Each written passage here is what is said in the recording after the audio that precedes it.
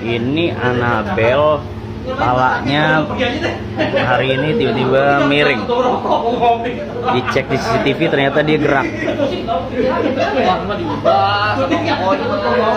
Ini gerak. Ini gerak. Iya, di CCTV gerak. Iya.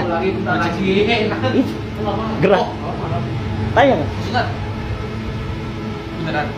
Gerak kan? Gerak kan?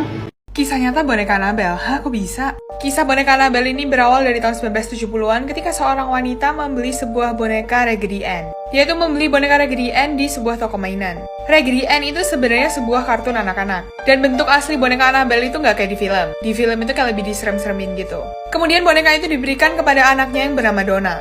Dan Donna ini tinggal di sebuah apartemen sama temennya yang bernama Angie. Awalnya sih nggak ada apa-apa. Tapi setelah beberapa lama, mereka itu sadar kalau boneka ini tuh sering berganti posisi. Tiba-tiba bisa duduk, berdiri, dan berlutut. Padahal nggak ada yang mainin. Dan seharusnya boneka ini tuh kalau diberlututin tuh pasti jatuh. Dan gak cuman itu aja, jadi ceritanya pas Donna itu lagi pergi, dia tuh naruh bonekanya di atas ranjang. Tapi pas dia pulang, bonekanya itu bisa berpindah tempat ke sofa.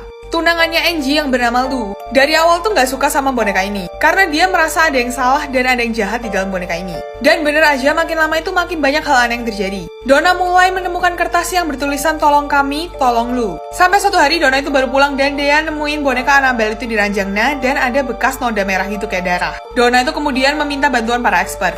Dan setelah itu diketahui lama sebelum apartemen mereka dibangun, ternyata lahannya itu adalah lahan gede yang kosong. Dan ada seorang anak wanita yang meninggal, bernama Annabelle Higgins. Katanya roh Annabelle itu nggak pergi dan waktu dia menemukan boneka ini, dia itu nempel lah di boneka ini. Kayak rohnya itu nempel gitu loh. Dan katanya karena Donna sama Angie ini kasihan, jadi mereka tuh ngebiarin Annabelle itu tinggal di dalam boneka ini. Tapi ternyata makin hari itu kejadiannya makin parah. Dan korbannya adalah Lou. Katanya Lou ini makin sering mimpi buruk dan dia itu pernah kayak merasa dicekik sama Annabelle. Sampai akhirnya Lou ini pingsan. Terus waktu bangun dia itu ketakutan dan sakit kepala. Suatu hari Angie sama Lou ini mau pergi. Dan waktu mereka mau pergi itu mereka ngedengerin sebuah suara gitu dari kamarnya Donna. Dan pas mereka ngecek masuk, mereka tuh ngelihat Annabelle itu lagi ada di pojokan. Terus waktu dideketin sama Lou, dia itu tiba-tiba ngerasa sakit banget gitu loh dadanya. Terus begitu dilihat ternyata ada bekas luka cakaran. Tapi dalam 2 hari luka cakaran itu menghilang. Akhirnya mereka memutuskan untuk minta bantuan ke gereja episkopal. Dan disitulah mereka dikenalin sama Ed dan Lorraine Warren. Ed sama Lorraine itu kayak ahli paranormal gitu. Gak butuh waktu yang lama sampai pasangan Warren ini menyimpulkan bahwa yang ada di dalam boneka Annabelle itu bukan roh tapi iblis. Tapi katanya iblis itu sebenarnya gak bisa ngerasukin boneka. Jadi dia itu kayak cuman ngendaliin gitu. Dan tujuannya adalah jiwa Donna. Setelah melakukan pengusiran di apartemen Donna, Lorraine dan Ed ini membawa pergi boneka Annabelle. Di perjalanan pulang katanya mobil mereka tuh sering banget bermasalah. Tapi setelah dipercikin air suci, gangguan itu berhenti. Gak sampai di situ, Ed itu katanya naruh boneka Annabelle itu di atas meja. Tapi tiba-tiba boneka Annabelle itu bisa melayang.